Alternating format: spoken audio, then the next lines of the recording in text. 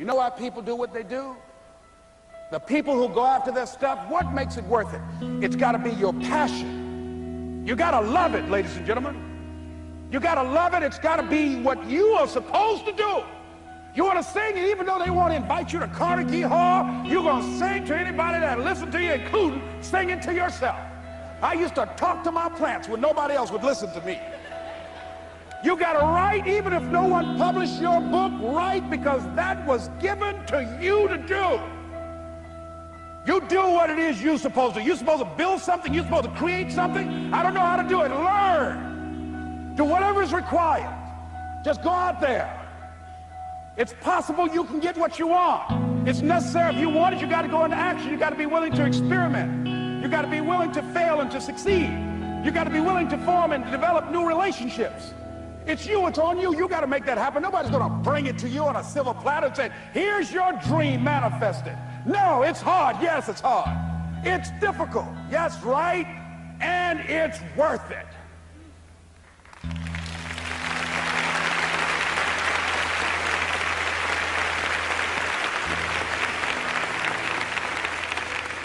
People ask, hey man, these kids, man, it's rough dealing with them. That's right. That's right. You think peer pressure happened overnight? We went through peer pressure. I remember as a kid, some guys said, hey Les, and another fellow named Willie Lowe, we were going home. Hey man, we're going down to Gould's, man, and knock off a grocery store. I said, look here, I don't want no part of that. I'll see y'all later. Say, y'all chicken. I said, that's all right, you say whatever you want. Low star. I'm not chicken, man. Don't call me chicken. Now, why don't you come? We didn't even ask you to come into place, man. All you do is just drive the car. That's all. I don't know how to drive that good. Well, we're trying to get Les to come. He's chicken. Hey, I'm not driving nothing, all right? Willie, don't care about what they say, man. Leave him alone. You want to go do it? You find somebody else to drive, or you drive yourself. Come on, Willie, man. Pull him. He stopped. I ain't chicken. All I got to do is drive? Yeah. I said, Willie, that sounds simple, man. Don't go, man. He went. And the next day we read the newspaper where when they robbed the store, when they came out running to a car, the merchant, the man who owned the store, came out just shooting wildly, and he hit the driver in the head. So peer pressure didn't just start in the 90s or the 80s. It's difficult and it's challenging for kids right now. And it's going to take some easy, simple methods to help bring them out of this madness, this insanity. No. Is it hard? Yes. Let's look at what we've been doing. What has worked? What has not worked? Let's look at where we want to go. What is it that we want to produce? What is it that we want to create for our young people? And as we think about that, start experimenting with different methods and techniques to create and to produce that. And begin to believe that it's possible. Through our commitment, through our vision, through our determination, our relentlessness, because of our belief, it's possible that we can reduce the teenage homicide rate, the teenage pregnancy rate, the dropout rate, that it's possible, looking at what kind of world are they going to be in. As we look at the global economy, that as we begin to use our collective will and genius and resources, it's possible that we can create an educational system that not only will test their minds with information and facts and figures, but would teach them how to think and be creative, and what does it mean to be a human being and to value human life, and how do you make relationships work? How do you bounce back from adversity?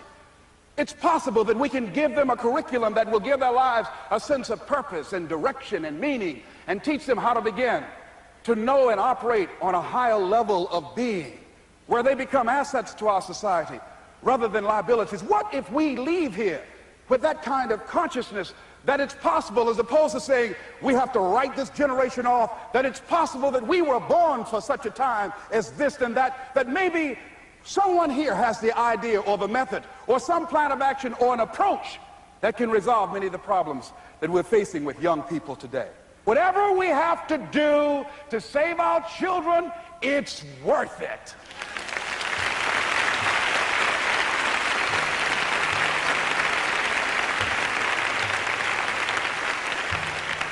So that brings me to the final step, that it's necessary for us to begin to look at the future and know that it's possible that we can have our dream. Yes, it is.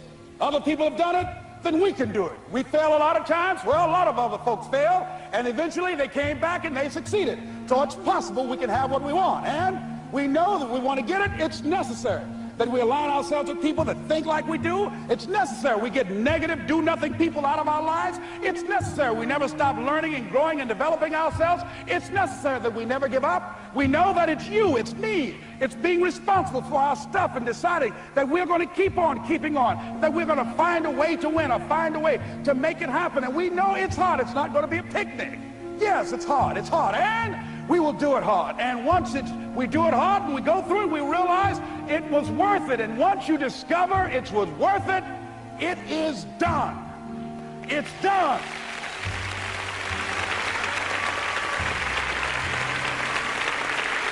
It's done, ladies and gentlemen, before it happens. Well, here's what I'm suggesting to you. That when you're working, you have a wall to break through. Let's say a friend of mine he runs a marathon, and he says, when he's running the 26-mile marathon, he said, let's say that hypothetically, that 18th mile is the wall. He said, Les, when you get there and you're running, he says, everything in you is telling you to stop, to give up. Every muscle is aching, and you're saying to yourself, I can't do it. I can't do it.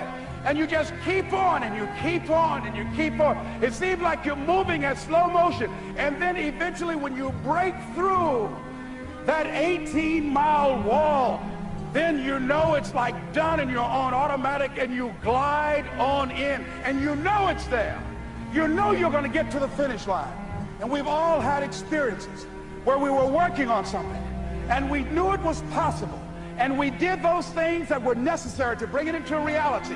We took the responsibility to make it happen. Other people couldn't see it. A lot of people didn't believe it. You were attacked. You were criticized.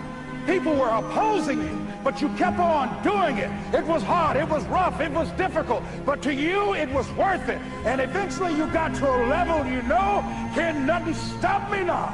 I'm on the move. I'm on the move.